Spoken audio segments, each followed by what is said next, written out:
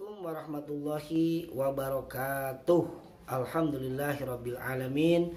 Wassalatu wassalamu ala asyrofil anbiya'i wal mursalin wa ala alihi wa ashabihi ajma'in, amma ba'du. Pertama-tama dan yang paling utama, kita panjatkan puji dan syukur kehadirat Allah Subhanahu wa taala. Shalawat beserta salam semoga tercurah dan terlimpahkan kepada baginda Rasulullah SAW. Baik saudaraku sekalian, selamat datang kembali di channel saya Ramli Ali Ridho. Di video kali ini insya Allah saya akan membahas tentang masalah bab furu dan usul. Kebalik ya, masalah usul dan furu. Tapi sebelum saya lanjutkan pembahasannya, tolong bantu channel saya agar lebih berkembang lagi dengan cara like, komen, dan subscribe.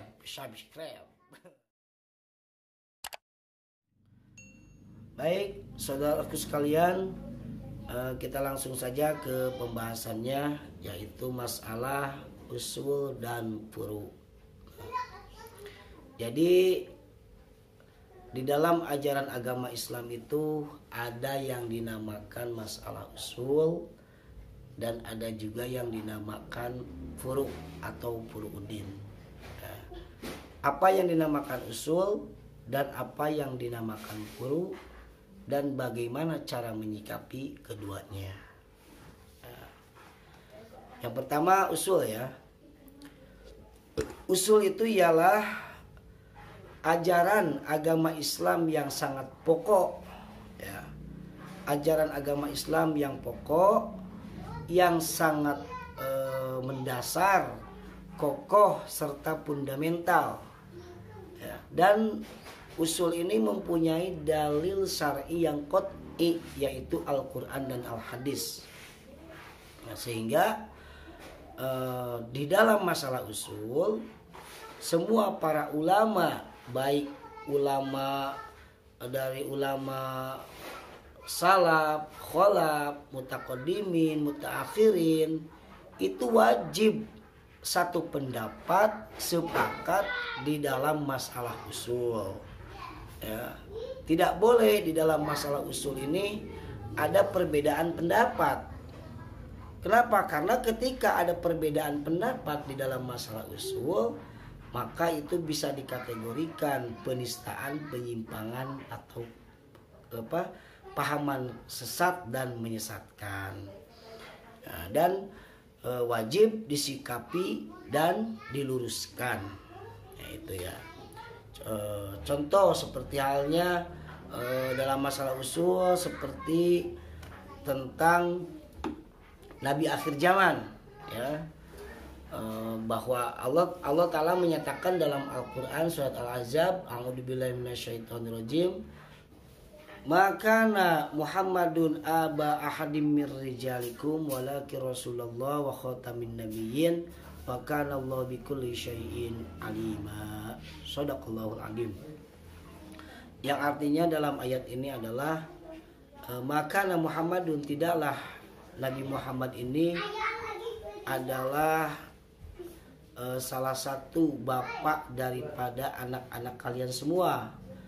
Akan tetapi Nabi Muhammad ini adalah Rasulullah, utusan Allah, wa khataman nabiyyin, dan penutup semua para nabi ya. Menarik di dalam ayat ini, Allah menyatakan kepada kita, menginformasikan kepada kita bahwa Nabi Muhammad adalah nabi terakhir, penutup semua para nabi, dan tidak akan ada nabi setelahnya ya. Nah, lalu kemudian tiba-tiba nih ada golongan atau ada satu pahaman, berkeyakinan, atau ada orang yang ngaku nabi setelah Nabi Muhammad. Pernah ya dulu ada itu namanya pahamannya ajaran Ahmadiyah.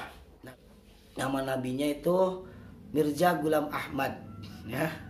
Nah, mereka meyakini, Ahmadiyah ini meyakini bahwa Mirza Ghulam Ahmad ini adalah nabi yang diutus oleh Allah. Nah, pemahaman semacam ini itu keluar daripada usul, sehingga dikategorikan ini adalah sesat dan menyesatkan yang wajib disikapi dan diluruskan. Ya, banyak contoh-contoh tentang masalah usul, seperti halnya kalau dalam fikih sholat yang 5 waktu, zakat, puasa, ya. Terus kemudian seperti halnya dalam surat Al-Ikhlas Allah nyatakan, kul, ucapkan wahai Muhammad, katakanlah Muhammad, kul, katakanlah Muhammad, huwallah, Allah itu satu. Nah, tidak ada Tuhan selain Allah, la ilaha illallah. Nah, tapi kemudian banyak orang yang mengucapkan selamat Natal. Umat Islam mengucapkan selamat Natal kepada non-Muslim, ke umat Kristen. Nah, kalau secara akidah itu tidak boleh. Kenapa? Karena secara arti daripada Natal itu ya adalah selamat kelahiran Tuhan Yesus. Nah, jadi secara tidak langsung dengan kata Natal kita memberikan selamat kepada orang Kristen, selamat atas kelahiran Tuhan Yesus. Berarti seakan-akan kita mengaku bahwa Yesus itu adalah Tuhan. Sedangkan di dalam di dalam surat Al-Ikhlas pun sudah jelas, itu dinyatakan kul huwallahu ahad, tidak ada lagi Tuhan selain Allah. Jadi, nah ini pemahaman-pemahaman seperti ini tuh ini sudah keluar daripada usul, dan banyak lagi contoh-contohnya ya. Nah, itu yang pertama ya, masalah usul. Kemudian yang kedua, nah, yang kedua ini adalah furu'. Nah, apa yang dinamakan dengan furu'? Furu' ialah cabang-cabang ajaran agama Islam yang tidak pokok, tidak mendasar, dan tidak kokoh, ya, dan mempunyai dalil syar'i yang tidak qat'i, yaitu ijma dan kiasnya para ulama. Sehingga ketika berbicara masalah furu', itu semua para ulama baik salaf, kholaf, mutaqaddimin, mutaakhirin boleh berbeda pendapat, boleh berbeda paham ya di dalam masalah furu'. Dan cara menyikapi perbedaan di dalam masalah furu' yaitu saling menghargai, menghormati, dan toleransi. Yang mana seperti banyak ya contohnya dalam furu', seperti halnya kunut sholat subuh ya. Ini kadang-kadang yang jadi rancu di kalangan masyarakat. Kenapa saya bilang rancu? Karena di tempat saya pun memang jadi masalah. Kadang-kadang orang meributkan masalah kunut. Akhirnya yang kunut menyalahkan yang enggak kunut. Yang enggak kunut menyalahkan yang kunut, sehingga mereka gontok-gontokan, tidak bisa bersatu. Padahal itu adalah masalah furu'. Ya, selama itu jelas sanadnya, selama jelas imamnya, madhabnya, tidak masalah sebetulnya. Ya, itu hanya sebatas perbedaan pendapat di dalam masalah furu' yang wajib saling menghargai dan menghormati. Nah, banyak dalam masalah furu' seperti baca bismillah di dalam surat Fatihah ketika sholat, ya. Karena kan di dalam Fatihah ini, Fatihah ini adalah salah satu sebagian rukun daripada sholat, ya. Nah, kemudian di dalam madhab Imam Syafi'i, bismillah adalah salah satu ayat daripada surat Fatihah. Maka ketika sholat baca Fatihah itu wajib membaca bismillah. Itu madhab Imam Syafi'i. Lain lagi dengan madhab Imam Maliki. Kalau Imam Maliki itu tidak wajib baca bismillah ketika baca surat Fatihah. di dalam sholat. Kenapa? Karena di madhab Imam Maliki, bismillah bukan salah satu daripada ayat surat Fatihah.